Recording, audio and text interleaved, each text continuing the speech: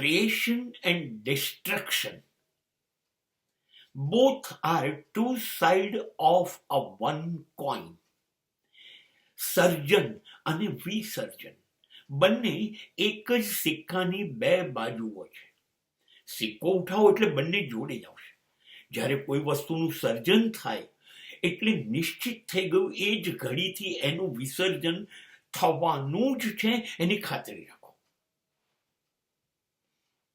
પદાર્થ હોય કે વ્યક્તિ હોય, એનું સર્જન થાય છે એટલે એનું વિસર્જન થશે. એ બન્યું એટલે એનો નાશ થશે. કોઈ પણ વસ્તુ ધીરે ધીરે ધીરે ધીરે એમાં ઘસારો પહોંચે. કદાચ સમયની અવધિ ઓછી હોય એવું બને, પણ નાશ નિશ્ચિત છે. અને જ્યાં સુધી નાશ ન થાય ત્યાં સુધી સર્જનની જગ્યા નથી બનતી. અને સર્જન થશે એટલે એનો નાશ નિશ્ચિત છે. તમે જુઓ, માણસનું મૃત્યુ થાય છે. કેમ કે એનો જન્મ થાય છે, અને જન્મ થાય છે એટલે મૃત્યુ થાય છે.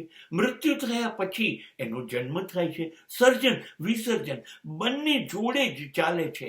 એકને તમે પ્રેમ કરો અને બીજાને નફરત કરો, એ ચાલી નહીં શકે.